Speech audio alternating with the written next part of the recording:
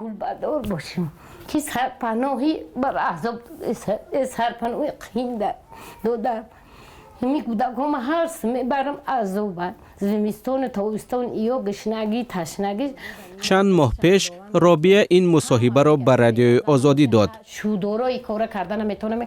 بعد از نشر نگاره زندگی فقیرانه او و 4 فرزندش در شهر دوشنبه گمان نمیکرد که کمک چنین تیز و ناگهانی میرسد. روز یک جوان با نام فریدون در خوابگاه آنها را کوفت. اپای روبیا گفت وازمین طلبه ها باید خوند سواد یاد گیره آینده در کادر شوند خدمت وطن را کنند گفته. رابیه سال 2001 با 2 فرزندش از ناحیه حصار بعد از طلاق گرفتن به خوابگاه واقع در محله سخاوت شهر دوشنبه کوچید. اجاره نشین شد. 500 تومان دادن در حرکت میکردیم گوشنه تشنه پول جمع میکردیم ماه نشده پول میدادیم که ما را سرنک نگو. رابیه دایگی میکرد و روز برای نگهبانی یک کودک به او 5 سامانی میدادند. دوزنده هم بود. این او بورسکگی توی ها در رفته پسوزه مویکگی میشده سرنک نگو. روزی که میشید که ما مبلغ نمیافتیم کوچه در خورفتگی روزمون هست. 2 فرزندش ملیکه و انیسه یادگار از همان آوان دایگی اوست. مادران آنها دیگر به سراغشان نآمدند و رابیه صاحب 4 فرزند شد. شهر چیلتش 10 سمه شود، این چیلتش 20 سم. شاکر جان پسری رابیه در کوچه و باغ‌های شهر دوشنبه چای و پفک می فروخت. کرتون جمع می کرد و می سپرد.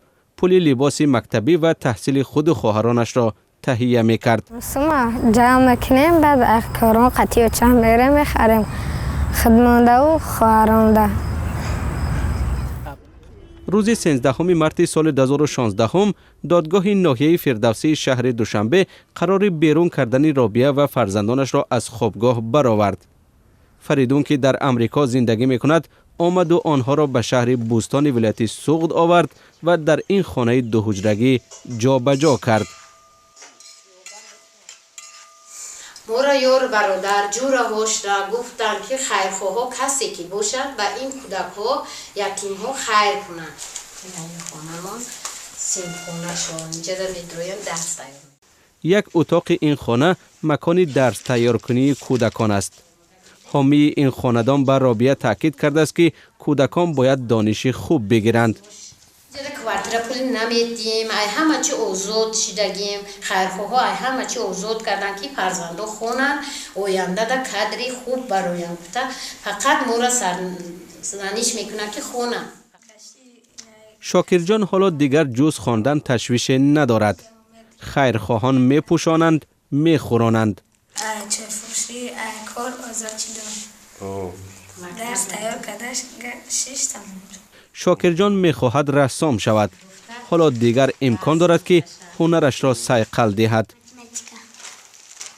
با خواهرش ملیکه که حالا دیگر در آینده خود را آموزگار می‌بیند و ستاره ریاضی دوست پیش چهره کشاده مادر و خالی از اندوه روزگار احساسهای شاکر جان بالای کاغذ تصویرهای رنگین به بار می‌آورند.